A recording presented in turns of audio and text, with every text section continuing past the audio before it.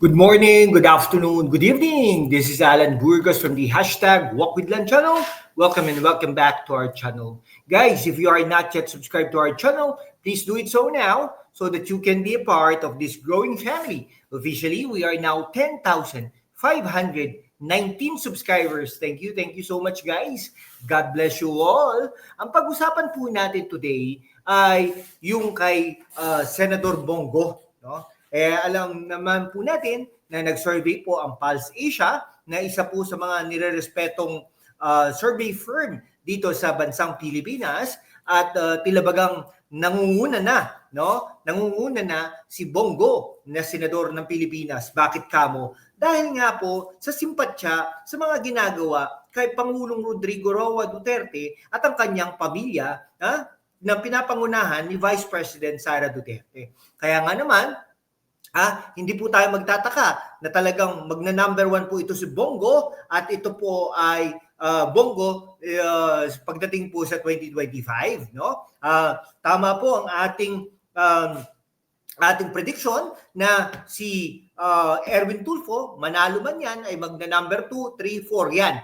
Okay? Yan po ang katotohanan diyan at mararamdaman natin ang talagang parang pagprotesta ng bansang Pilipinas dito dito sa mga nangyayari sa mga panahon na ito, no? Si Senator Bongo po ay re-electionista, no? Kumbaga, parang pantay nga po sila ni Erwin Tulfo dito. Pero sa mga darating na mga araw, no? Sa mga darating na buwan, next month, no? Makikita na natin na si Bongo ay magna-number 1 at si ACT-CIS Party List Representative Erwin Tulfo ay magna-number 2, 3, or 4 yan, no? Ayan, baka nga maunahan pa siya ni Senator Soto, no? Pero si Senator Soto malamang ay bababa din yan. At ang majority siguro ng PDP ay mananalo na sa pagdating sa 2025 dahil nga po sa ginagawa ng mga tao laban kay Pangulong Rodrigo Roa Duterte na alam naman natin na maraming nagawa dito sa bansang Pilipinas. Okay? Yung build na lang, yung war on drugs. Okay? Talagang, yari kayo kung talagang di ba? Ngayon, preferred candidates sila no February survey released by Thursday by Pulse Asia. Pero alam nyo, hindi pa nga po hindi pa to nagte-take effect yung nangyari ngayon. So, yari kayo, no? Talaga sana masustain lang ang mga ganitong pangyayari, lalo na sa September 23 pa, no? Ang next hearing ni Pangulong Rodrigo Roa Duterte diyan sa The Hague, Netherlands, no? It said Go and Tulfo shared the first and second places with a vote of preference of 58.1 and 56.6% respectively, no? Si Bongo 58.1, si Tulfo ay 56.6% respectively. Okay? So yun ito most of the probable winners were either former or incumbent lawmakers and are running under the administration Alyansa para sa Bagong Pilipinas. No? Kung ako po sa inyo, wag na po nating iboto mga taga-alyansa dahil nga po mahirap na ako po dapat boboto ko dyan si Soto, si Lacson, pero hindi ko na po iboboto pati si ama ng Amy Marcos. Hindi na rin natin iboboto dahil nga po sa mga nangyayari. Kung ako naman kay Senator Amy Marcos, sana kinausap niya ang kanyang kapatid. Oops, kung may plano ka man yan na gawin para sa ating dating Pangulo, huwag mo nang gawin dahil tinulungan nga niya tayo upang mapalibing natin ang ating ama dyan sa libingan ng mga bayani. Tinulungan ka para maging Pangulo ng Pilipinas sa doon po kay Vice President Sara Duterte. Tapos gaganyanin mo, lintik na yan. Di ba? Ang pangatlo po dyan is si former Senate President Vicente Soto III, 3rd to 4th places. No? Bong Revilla, no? Taga Cavite, 3rd to 6th places yan. Si De La Rosa, inaasahan natin si De La Rosa ay magna-number 2 yan. Number 2, 3, 4. Yan. Maglalaro yan si De La Rosa. Willie Revillame, 4th to 9th places. Baka nga si Willie Revillame umangat pa yan dahil nga naman in the past ay si Willie Revillame ay parang kapanalig din ni dating Presidente Rodrigo Roa Duterte. Dati, di ba, parang umiiyak-iyak pa si Willie Revillame. Ngayon, magsalita ka, Willie Revillame, kung ano ang iyong damdamin at hinaing sa ganitong ginagawa ng present administration kay Pangulong Rodrigo Roa Duterte. No? Si Ben Tulfo, no? Pang 11th place, baka nga ito si Ben Tulfo ay matalo pa, makapalitan ito ng mga kandidato ng PDP. No? Sana nga lang umabot, no? Si former Senator Manny Pacquiao, isa pa tong kayabang, 39.9%, 6 to 12 places. Ito si Manny Pacquiao, may pag-asa din pong matalo ito. No? Senator Manuel Lapid, 4 to 6 to 13 places. Ito, malamang manalo, pero mga kabalin, diba?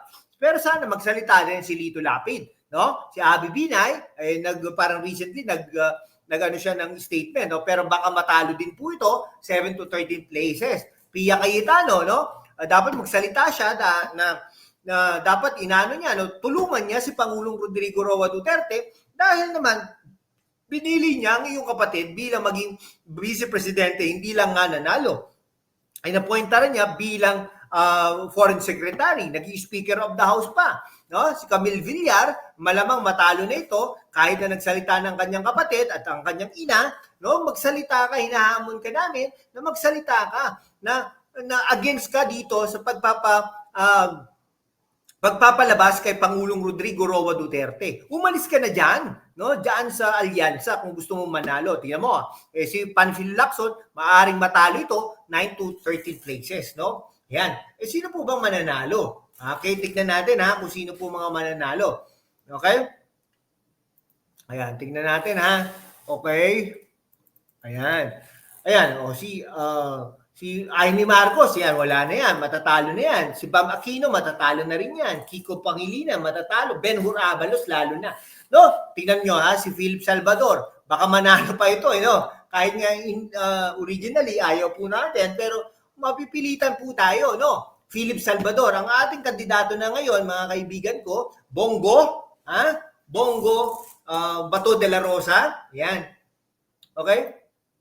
Bongo Bato de la Rosa, Philip Salvador, Honasan, 4, Marcoleta, 5, Bondok, 6, Atty. Rodriguez, 7, Lambino, 8, Kibuloy, 9, Hinlo, 10, Mata, 11, 11, okay, yun yung mga natin teka lang yung pang 12 natin, sige, tingnan natin pang 12 natin, I see, pwede na rin si Norberto Gonzales, no? Okay? Pwede Norberto Gonzales. Yan. I-annual po natin, Okay? Grabe, no? Si Montemayor, pwede rin, no? Pero tingnan nyo, talagang aanihin natin yan, no? Trabahuin natin yan na hindi tayo boboto ng taga-alyansa. Kasi mahirap na po no? Katraidoran na po, no? Dami nga po tayo nalulungkot na mga teachers na kakilala, no? Mga katrabaho sa koleyo, mga dating katrabaho sa koleyo, no? Mga dati nating estudyante. Nalulungkot po sila kasi katraidoran po parang ginawa kay Pangulong Rodrigo Roa Duterte. Tayo rin, no? Nalulungkot ako dahil ito isang mama na taga-probinsya na pinatay niya, no? Yung sa Davao. Pero alam nyo, ang dami pong nilinis na katauhan na sumuko at nagbagong buhay. Kasi kung hindi sila nagbagong buhay, mamamatay sila. Mga adik di ba? Mga adik, kriminal, etc. No? Talagang ang daming nakulong, no? Ang dami rin talaga namatay. Pero luminis, gumanda ang lipunan. Hindi nyo po ba gusto yun? No? Boracay, no? Gumanda, Dolomite Beach, o mga mga pailaw, mga no smoking policy, yung war on drugs, bill. Pati nga yung mga hindi natin di ba, mga bypass road, no? Papuntang Ilocos. Gumanda yung ibig sabihin, hindi lang iisang daan, may bypass road na meron kang option para in result, gumaganda din po yung lugar na yun. Something like that. Yung sa Candon, di ba? Kaya nga dapat ang Ilocos Sur ay magpasalamat kay Pangulong Rodrigo Roa Duterte. Di ba? Kaya lang, mahirap po talaga. Ayun po ang sinasabi natin. Sana po, yung mga advisors po ni Pangulong Bongbong Marcos, butihing Pangulong Bongbong Marcos, ay naiisaalang-alang itong mga to. Eh ngayon, di ba, kabilat panig na, no? Ang nagrarally na pauwiin si Pangulong Rodrigo Roa Duterte. Ha?